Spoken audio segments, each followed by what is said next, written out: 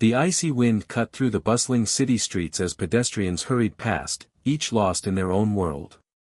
Near the steps of a grand marble office building, a young homeless girl huddled beneath a tattered blanket, her small frame trembling. Inside the building, Alexander Royce, a billionaire known for his ruthless business empire, was leaving an important meeting. Dressed in a perfectly tailored suit, his mind was already on his next deal. But as he stepped outside, his eyes caught the girl. She looked no older than 12, her clothes worn and her face pale from the cold. Suddenly, she stood, her voice breaking through the hum of the city. "Your daughter's alive," she shouted, her words echoing against the glass towers. Alexander froze. The world seemed to stop around him. His daughter, Amelia, had been declared dead in a tragic accident 5 years ago. He had buried her, mourned her. This was impossible. And yet, the way the girl stared at him, wide-eyed and desperate, made something deep inside him stir.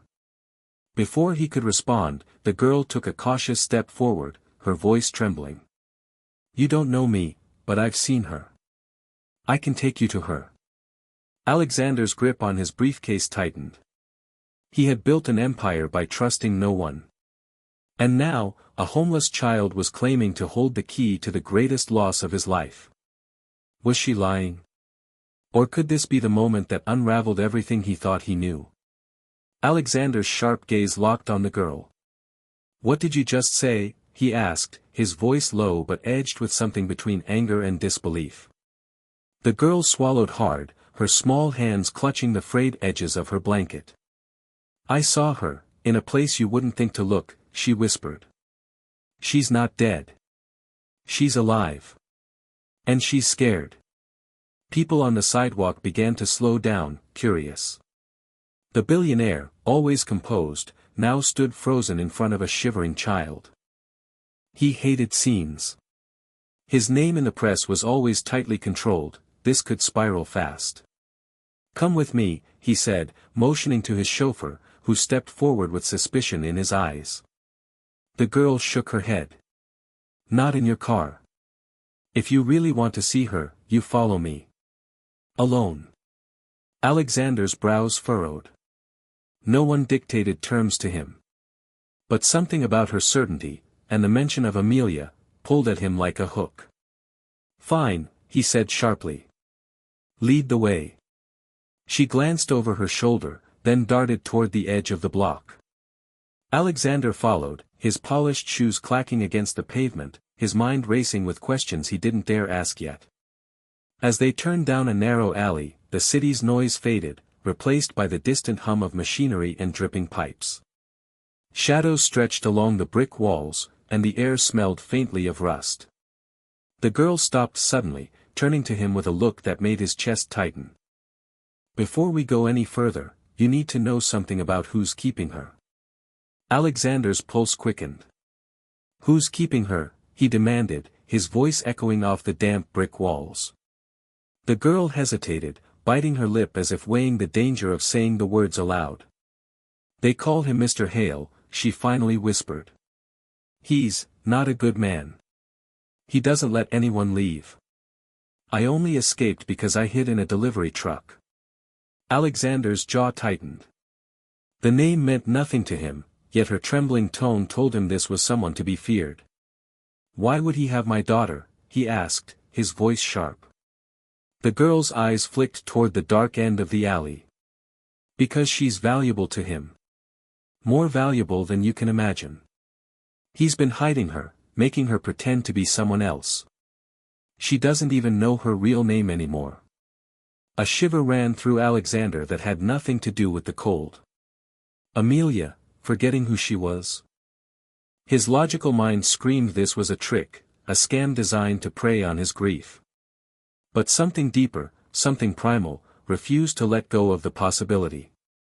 "Where is she?" he asked again, his tone now a command. The girl's voice dropped to a whisper. "An old textile factory on the edge of the city. But if we go there without a plan, you'll never see her. Mr. Hale has guards. Cameras. And," she looked down, "people who disappear when they get too close." Alexander's instincts told him this wasn't a street game, it was something far more dangerous. And for the first time in years, the billionaire felt powerless. "Then tell me," he said, his eyes locked on hers. "What's the plan?" The girl glanced around, making sure no one was listening. Her voice was low, but her words were sharp and deliberate. "We can't just walk in. Hale's men watch every corner, every entrance. But there's a service tunnel under the factory, it connects to an old drainage system. No one uses it anymore, and it's the only way in without being seen." Alexander frowned. "And you know this, how?" "I lived there," she said simply, her eyes hardening. "Before I escaped, I cleaned the place, ran errands, listened when they thought I wasn't paying attention. I know when the guards change shifts, when the cameras go blind for maintenance, and which doors are never locked." Alexander studied her. She spoke with the kind of certainty that couldn't be faked. Still, the risk was enormous. "You expect me to crawl through a tunnel like some fugitive?" he asked, half in disbelief. "If you want your daughter," she said, meeting his gaze without flinching, "you'll have to stop thinking like a billionaire and start thinking like a father." The words hit him like a punch. No one had spoken to him like that in years. "How long until we move?" he asked quietly. "Tonight," she replied. "If we wait, they might move her. I've seen it happen before." Alexander's driver, who had been trailing at a distance, called out, "Sir. Should I call security?" Alexander didn't answer. Instead, he turned back to the girl. "Show me where the tunnel starts." She gave a small nod, then began walking toward the industrial edge of the city, the fading light casting their shadows long and thin across the cracked pavement. What Alexander didn't yet know was that the tunnel would take him not only to his daughter, but into the most dangerous confrontation of his life. Night fell like a heavy curtain over the city, swallowing the streets in darkness. The hum of traffic faded as Alexander followed the girl into the industrial district, a place long forgotten by the wealthy world he ruled. The air was colder here, carrying the metallic scent of rust and the faint stench of stagnant water. Dim streetlights flickered, their glow barely reaching the crumbling brick walls around them. The girl stopped in front of a rusted iron grate at the base of an abandoned warehouse. She crouched, prying it open with a strength that surprised him. "This is it," she whispered. "The service tunnel." Alexander peered inside. The passage was narrow, with standing water pooled in places. The walls were slick, the smell almost overpowering. Every instinct told him this was madness, but the image of Amelia's face, the one he hadn't seen in years, pushed him forward. He climbed in after her, the grate closing behind them with a muffled clang. For several minutes, the only sounds were the drip of water and the faint shuffle of their steps. The girl moved with certainty, her small flashlight cutting through the darkness. Then she froze. "What is it?" Alexander whispered. She raised a finger to her lips, pointing to a faint beam of light ahead. Voices, low, male, and unfriendly, echoed faintly through the tunnel. "They've added patrols," she breathed. "This wasn't here before. If they see us, it's over." Alexander's heart pounded. The tunnel suddenly felt even smaller, the air heavier. "What do we do?" he asked, his voice tense. The girl's eyes darted around, landing on a narrow gap in the wall, barely wide enough for a child. "We hide. And we wait for them to pass." Alexander stared at the gap, realizing he'd have to force his way through. And if they didn't move fast enough, they wouldn't be the only ones in the tunnel. Alexander pressed his back against the damp wall, his breath slow and controlled, while the girl squeezed into the narrow gap first. She slid in easily, her flashlight switched off, leaving them in pitch darkness. When it was his turn, he gritted his teeth and forced his way in, the cold stone scraping his shoulders. The space was tight, so tight he could barely move his arms. The smell of mold and rust filled his lungs. Footsteps echoed closer. Heavy. Deliberate. Two shadows emerged in the dim light ahead, stretching long across the tunnel floor. The voices grew clearer now. "Hale's paranoid. Says someone's been asking questions in the city," one guard muttered. "Yeah. Well, if they're stupid enough to come here, they won't leave," the other replied with a cold laugh. Alexander could feel the girl trembling beside him, though she didn't make a sound. The footsteps stopped, right in front of their hiding spot. A flashlight beam swept the tunnel walls, lingering dangerously close to the crack where they hid. Alexander held his breath, his muscles tense. If the guard leaned just a little closer, they'd be finished. But then, a voice crackled over a radio. "Sector 3, report to the main floor. Now. Let's move," one of the guards said, turning away. Their footsteps faded into the distance. Only when the sound disappeared completely did Alexander exhale. The girl looked at him, her eyes wide in the darkness. "That," she whispered, "was too close." They slipped out of the gap, moving faster now. The tunnel began to slope upward, and faintly, Alexander could see the outline of a metal ladder leading to a trapdoor. "Up there," the girl said quietly. "That's the factory's basement. Once we're inside, it gets even more dangerous." Alexander placed his hand on the cold metal rungs of the ladder, staring upward at the faint outline of the trapdoor. His pulse was steady but fast, the kind of rhythm he hadn't felt since his early business days, when everything was a gamble. The girl motioned for silence, then climbed first. She pressed her ear to the trapdoor for a moment, listening. Satisfied, she eased it open just enough to peek through. A dim light spilled down, revealing a basement filled with crates, dusty shelves, and the smell of oil and damp concrete. No movement. She waved him up. Alexander climbed quietly, his polished shoes now streaked with mud and grime. Stepping into the basement, he instantly noticed something on the far wall, a small wooden chair with a frayed pink ribbon tied to one leg. His heart clenched. "Amelia had one just like that," he murmured. The girl nodded. "She sits there sometimes. It's where they make her wait before she's taken upstairs." The air above creaked, footsteps. 2 sets. Heavy and deliberate. The girl grabbed his sleeve, pulling him behind a tall stack of crates. Through a narrow gap, Alexander saw them, 2 men in dark jackets with pistols on their hips. They carried a tray of food and a small bottle of water. They didn't speak, but the way they moved was controlled and tense. The kind of men who had done this before. One of them stopped, placing the tray on the chair. Then he turned toward a metal door at the far end of the room. Alexander caught the sound. Faint. Muffled. But unmistakable. A voice. Small. Fragile. Calling out. "Please. I want to go home." Every muscle in Alexander's body tensed. He knew that voice. It was Amelia. Alexander's breath caught in his throat. The voice was older than the one in his memories, but the tone, that pleading softness, was unmistakably Amelia's. The metal door creaked open, and for the first time in 5 years, he saw her. She stepped into view slowly, wearing a faded dress that hung loosely on her small frame.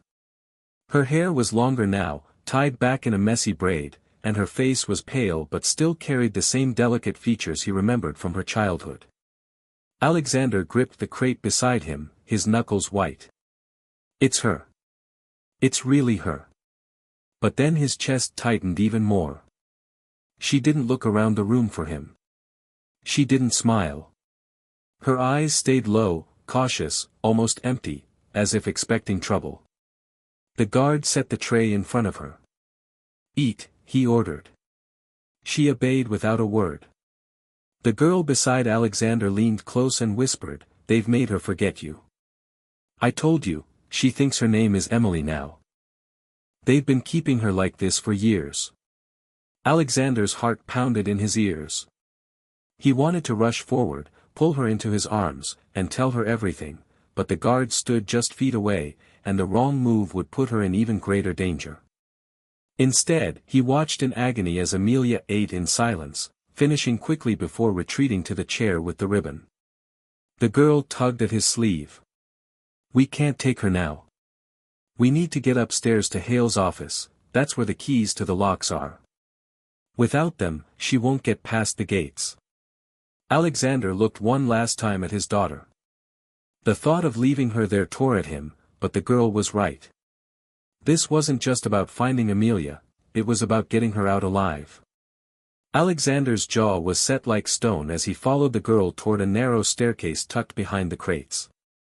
Each step groaned under their weight, every sound feeling far too loud in the stillness of the basement. At the top of the stairs was a steel door with a small wired glass window. The girl peeked through, then motioned for him to crouch. Two guards were in the hallway, talking quietly. One leaned against the wall, while the other fiddled with a ring of keys. The keys. Alexander's eyes narrowed. "We take them now," he whispered. The girl shook her head firmly. "Too risky. The office is just past them. Hale keeps a master key set in his desk. If we get those, you won't need to wrestle anyone." They waited until the guards turned toward the far end of the hall, then slipped through the door. The corridor smelled faintly of cigarette smoke, the peeling wallpaper a faded green. When they reached Hale's office, the girl pulled a thin piece of metal from her pocket, a makeshift lockpick. She worked quickly, the tumblers clicking one by one until the door eased open. Inside, the room was the opposite of the crumbling factory: polished mahogany desk, leather chairs, expensive whiskey bottles on a shelf. Alexander moved straight to the desk and began opening drawers. Papers. Invoices. Photographs of unfamiliar people. Then, in the third drawer, a small metal box. He flipped it open. Inside lay a ring of keys, larger than the one the guard carried. But before he could pocket them, a deep voice filled the doorway. "Well," it said slowly, almost amused, "I didn't expect you to come crawling through my little empire, Mr. Royce." Alexander froze. Standing there, dressed in a dark tailored coat, was a man with sharp eyes and a smile that didn't reach them. "Mr. Hale," Alexander turned slowly, the keys still in his hand. "Where is my daughter?" he demanded, his voice low but cutting through the air like a blade. Hale stepped into the room, shutting the door behind him with deliberate calm. "Your daughter," he said with a smirk. "No, no. Emily belongs here. She doesn't remember you, and she never will. I've made sure of that." Alexander's grip tightened. "You kidnapped her." Hale tilted his head. "Kidnapped? I rescued her. The night of that tragic accident, she was alone, scared, forgotten. You were too busy signing million-dollar contracts to notice. I gave her food, shelter, a new identity. You stole her life," Alexander growled. Hale's smile faded into something colder. "And you think you can just walk in here and take her? You don't have the courage." Alexander's gaze flicked to the girl beside him, the one who had brought him here. She gave the slightest nod. Without hesitation, Alexander stepped forward, slamming the metal box into Hale's chest. The man staggered back, and before he could recover, Alexander shoved him hard into the desk. The girl darted to the door, locking it from the inside just long enough for Alexander to grab the keys and push past Hale. Shouts erupted in the hallway as they ran back toward the basement. The guards were already moving, but Alexander didn't stop. He reached the metal door, fumbling with the keys until one slid in. The lock clicked. Amelia looked up, startled, as the door swung open. For a moment, she just stared at him, confusion, hesitation, and then, a flicker of recognition. "Dad," she whispered. Alexander's chest tightened. "It's me, sweetheart. I'm taking you home."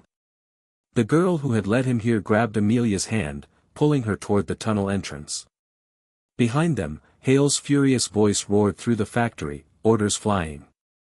But it was too late. They were already gone. By the time the three of them emerged into the cold night air, Amelia clung to her father's side. She didn't remember everything yet, but Alexander knew she would. And this time, nothing and no one would ever take her away again.